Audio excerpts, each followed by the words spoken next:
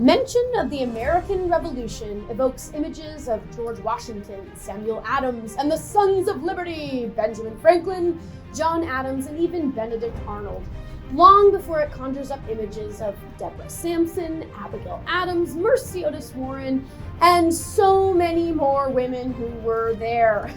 While the leading figures of the revolution became known as the Founding Fathers, history tends to ignore the Founding Mothers, fighting right alongside them. Welcome to Remedial Herstory, where we ask what happened to the women and put them in. In this series, we tell women's history from era to era from the perspectives of differing and diverse women. Women are half of history. Welcome to Herstory. This episode was sponsored by the New Hampshire Women's Foundation and the patrons of the Remedial Herstory Project. The American Revolution began in the wake of the 7 Years' War, which ended in 1763. After 150 years of colonial growth, distance started to drive a wedge between the colonies and their mother country. Despite ample raw materials, increasing wealth, a growing population, and a healthy one to boot, Americans had developed a growing sense of inferiority due to the treatment they received from their mother. This was soon exacerbated by British efforts to control trade, restrictions on settling native lands, and taxation without representation in response to America's continued effort to cement their autonomy. As the various male-centric dissenters around the colonies slowly congregated into groups like the Sons of Liberty and resistance became more organized, history seemed to indicate that women retreated into the shadows. After all, rebelling is men's work, right? Wrong. Women were involved in resistance from the very beginning. Women who ran taverns provided a safe place for rebels to meet, discuss ideas, and plan their protests. Women were also immediately recruited by the Sons of Liberty and others to serve as spies as tensions mounted closer to the war. Seamstresses, servants, laundresses, and caregivers in the homes of loyalists and British officials were called on to provide information that proved critical to protecting the rebels from the earliest protests through the greatest battles of the war. We also cannot deny that many Americans opposed rebellion, and many loyalist women sought to support the war effort on the British side as well. Women were also at the forefront of defining what America was in the Revolutionary period and what it meant to be included among her people. Phyllis Wheatley became the first African-American author of published poetry in 1773, which eventually led to her emancipation from slavery. She would write controversial poems challenging the system of slavery, poems commending George Washington, and, during the rebellion, described the dissolving relationship between the mother country and her colonies. A certain lady had an only son. He grew up daily, virtuous as he grew. Fearing his strength, which she undoubtedly knew, she laid some taxes on her darling son. It would have laid another act on there, a measure manners. All the task removed was said with seeming sympathy and love. By many Scrooges, she his goodness tried. In other words, Britain was saying, "I'm doing this for you," but deep down, she was continuing to test Americans' good nature. Mercy Otis Warren was an outspoken patriot. Having been surrounded by politics her whole life, she regularly debated political leaders and wrote several plays calling out the wrongdoings of Britain and their royal officials years before the war broke out. She was willing to say independence far before the male representatives of her time and was brazen in her literary assault on the king. She was also unafraid to criticize military officers and the Continental Congress during the war. Talk about a badass. Great advantages are often attended with great inconveniences, and great minds called to severe trials.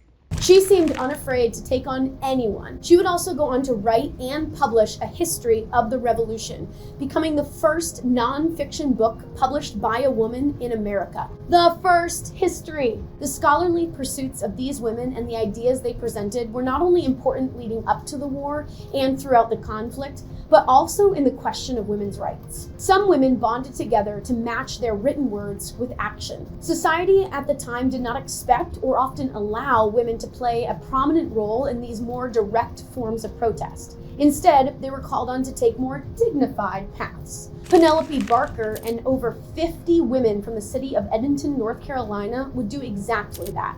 They mailed a letter signed by each of their party indicating that they would boycott British tea and cloth until a resolution was reached between the Parliament and the newly formed Continental Congress. The British press had a good laugh at these patriotic ladies, but the Virginia Gazette heaped on the praise. While this event would not receive the historic attention of the Boston Tea Party, these women used their voice to tell Parliament what was up. When Americans were called upon to start boycotting British goods, women stepped up to the plate, filling in their economic gaps. These Daughters of Liberty groups gathered to spin wool to make their own textiles, where we get the term homespun. They learned to make tea with American herbs, which they called Liberty tea. Also doing the majority of the shopping for the home, they held the mantle of boycotting British manufactured goods. We also can't forget that women were used as pawns in war too. Namely, they became propaganda. This happens regularly throughout periods of war, where societies paint a message of men needing to protect women from their enemy. We can see this right from the jump in the Revolution. In the days after the Boston Massacre in 1770, Paul Revere and Henry Pelham's engraving of the event spread far and wide through the colonial newspapers. There are many, many inaccuracies in their image. Each was handpicked to highlight Americans' innocence in the event. British soldiers appear to be firing on a completely unassuming crowd. The figure of a woman standing clearly in the midst of the crowd was not meant to show that women were involved in the scuffle that made the revolution inevitable, but rather to make America seem to be the undeniable victims. After all, if a woman was present, it must have been a peaceful crowd, right? Fighting eventually broke out at Lexington and Concord and around the English colonies. Sybil Ludington, a 16-year-old girl, took a ride just as daring as Paul Revere's and more than double the distance to warn the militias of New York and Connecticut that British invaders were on their way. After the war, General George Washington personally thanked her for her service. As men joined militias and headed off to war, gender norms were disrupted and women assumed responsibilities managing businesses and farms. This also left some women vulnerable. A South Carolina woman, Eliza Pickney, described her situation. My property pulled into pieces, burnt and destroyed, my money of no value, my children sick and prisoners. Women were also attacked and raped at home by Tory and British soldiers as they came through while their spouses were away. But many women did not dismay. Abigail Adams wrote, "We possess a spirit that will not be conquered. If our men are drawn off and should be attacked, you will find a race of Amazons in America." She turned her home into a hospital at times during the war and did whatever she could to keep the home fires burning. Martha Washington was a very wealthy woman, inheriting a great deal of money from her first husband. During the war, she maintained her elaborate estates and bankrolled the war effort. Every winter, when the war was stalemated, she would travel, like a lot of wives would, to be with Washington in the camps. Washington and other prominent women began a campaign to America's women to collect direct aid for soldiers in the Continental Army. Mount Vernon records show that Martha herself donated $20,000 to the war effort. As the British stomped their way through upstate New York, young Jane McCrae met her untimely end. Engaged to a loyalist officer who had rushed off to serve, McCrae was making her way toward him when she was abducted and killed. While there is much debate about her killers, the blame was placed on General John Burgoyne's native scouts. Jane became a tool for the Patriots. The message was spread among the communities that Jane had been one of their own, having been a resident of Saratoga. If Burgoyne would allow that to happen to a loyalist woman and one of his own officers' fiancés, what would he do to your wife, fiancé, daughter, or sister when he came through? This takes a political war to the realm of a moral or ethical one. The women needed protection from the British brute. Let's also remember that women were certainly not absent from the war itself. We've already discussed their roles as spies, and very often the wives of officers and some women looking for work traveled with the army, known as camp followers. They cooked, cleaned, and cared for the men. They were often kept far to the rear to protect them from the battlefield, but this doesn't mean that they always stayed there. Who could forget Molly Pitcher? Molly Pitcher was one such camp follower who is famed for having operated a cannon in the place of her husband, who was killed in the line of duty. Who was she really? Now that's actually a really good question. Many claim it was Mary Hayes, who was a camp follower of her husband William. She stayed with him at Valley Forge, and in the summer after was with him at the Battle of Monmouth Courthouse. When he died, she had been delivering pitchers of water to the men and immediately jumped into his place. They took her husband, and she was going to take a bite out of them in response. She took on the role of swabbing and reloading the cannon, supposedly even earning Washington's attention. Others claim this was really Molly Corbin at Fort Washington, where she, like Hayes, stepped into her husband's place, fighting against the attacking Hessians until she was wounded in the arm. She was awarded a monthly pension from the state of Pennsylvania for her heroism, the first American woman to be awarded such a military honor. As to who the real Molly Pitcher is, we can only guess. These two women are the best recognized, but likely dozens of women took on similar positions at some point in the war. The legend really became a composite of all of them. Thus, Molly Pitcher is really just a singular figure that is meant to represent multiple women who took on the British in the heat of battle. Mammy Kate was an enslaved woman who worked in the future Georgia governor's plantation. When he was captured and held prisoner during the American Revolution, Mammy Kate infiltrated and smuggled him out. She was the first Black woman to be honored as a patriot of the American Revolution in the state of Georgia. Then there's Deborah Sampson Gannett, the underappreciated queen of the Revolutionary War battlefield. Deborah Sampson was born into poverty and struggled through most of her early life serving as an indentured servant, teacher, weaver, and more. The Revolutionary War raged on through her late teens, and at 21 in the war's waning years, she jumped at the opportunity for regular pay. She joined a Massachusetts regiment under the alias of Robert Shirtliff, not only a scandalous move, but an illegal one given Massachusetts law against women dressing as men at the time. She was ushered off to West Point, where she served in the light infantry, constantly on the move, scouting and skirmishing. In one nasty engagement, she was slashed across the forehead with a saber and shot twice in the leg. She let her forehead wound be tended at a field hospital and then ran back to her tent to dig out the iron balls and stitch up her wounds herself to avoid being caught. She served for over a year and a half before she was finally caught at the end of the war and would eventually successfully lobby for a federal soldier's pension in return for her service. For Native Americans, the war was incredibly complicated. They had to hedge their bets on which side would have favorable policies toward them following the war. The British had an advantage as their policies limiting white encroachment on native lands were one of the catalysts for war. Some nations did side with the Patriots, though. The war split up the Iroquois, or the Haudenosaunee Confederacy. Haudenosaunee women played an important role in deciding on war, peace, captivity, and death, so they were crucial to the war.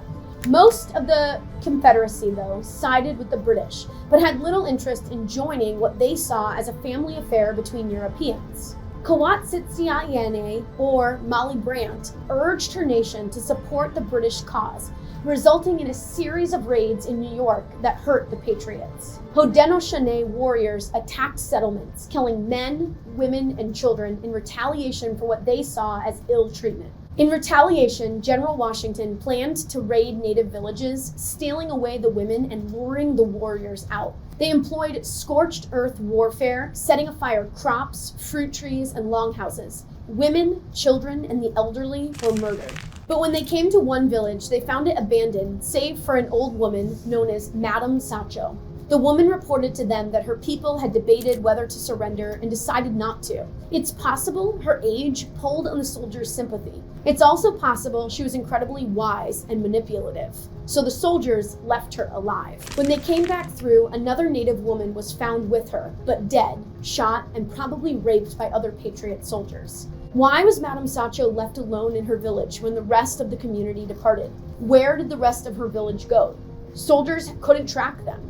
Did Madame Sancho give bad information to give her people more time to get away? And why was the young woman who returned to care for Madame Sancho murdered? For enslaved Americans, the American Revolution presented a potential opportunity, and they took advantage of it. They fought for both sides, whichever would ensure their freedom. The British issued Dunmore's Proclamation, guaranteeing freedom to any enslaved person who abandoned their patriot owners and aided the British cause. In 1777, Vermont became the first colony to abolish slavery, providing safe haven for fugitive slaves. Enslaved women's desire for freedom for themselves and their children propelled them to flee slavery during the Revolutionary War, because the war disrupted the normal functioning on plantations, and there was a lack of oversight which allowed them to discuss freedom more seriously. 1/3 of all fugitives were enslaved women. Margaret, Sarah, and Jenny were all enslaved women who fled bondage during the war. They knew they were worth more than the dollar amount put to them, what some refer to as their soul value. I am obsessed with this term. Sarah was pregnant and ran away with her 6-year-old son. Her husband had joined the British Army, and she intended to try to pass as free to join him. Jenny fled at 8 months pregnant. Her enslaver advertised widely for her return, but Jenny had heard of Dunmore's proclamation and had spent months planning her escape. These women knew that whatever the outcome of the war, if they stayed, their newborns would be enslaved, and they couldn't let that happen.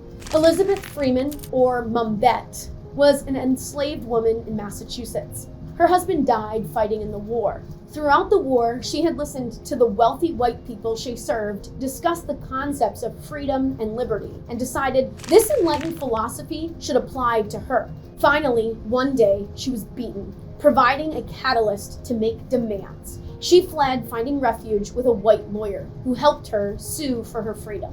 In Brom and Bet v. Ashley, the jury ruled in her favor and ordered her former owners to pay them.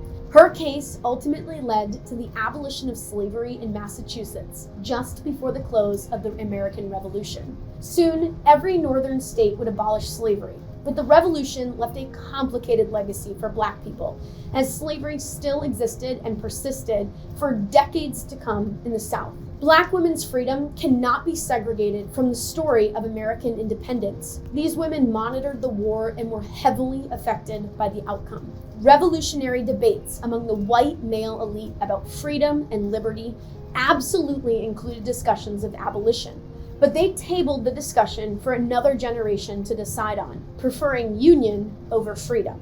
How different might that discussion have been if women, all women, were included? At least when Mumbet died in 1829, she was a free woman with her family around her. One of her great-grandchildren was W.E.B. Du Bois, the first Black man to graduate from Harvard and a founder of the NAACP.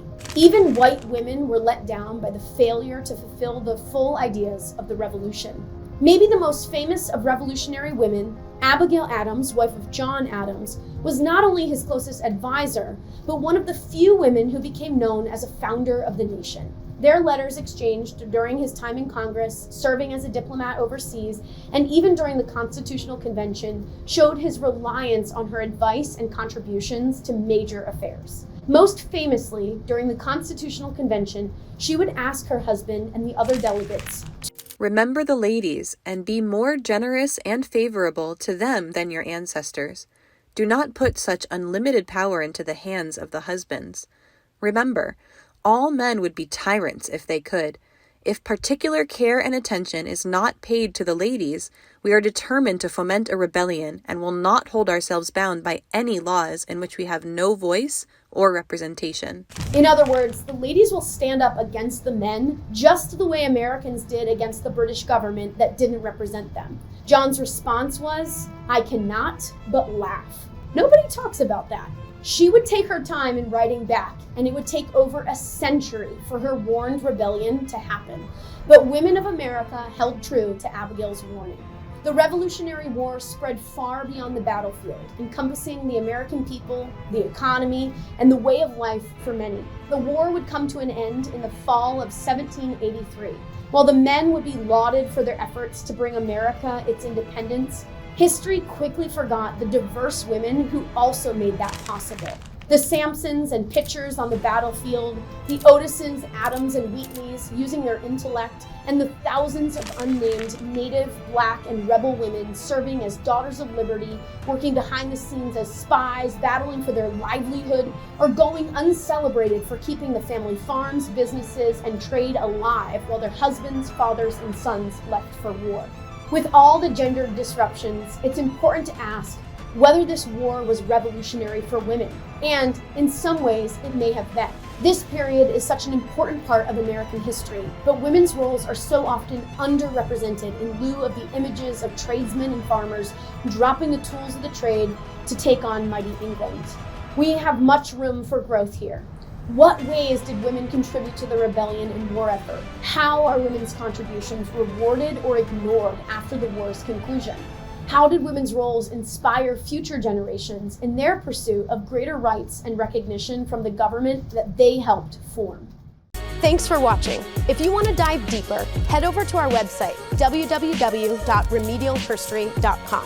You can find lesson plans, primary sources, video recommendations, and so much more. Let's make herstory.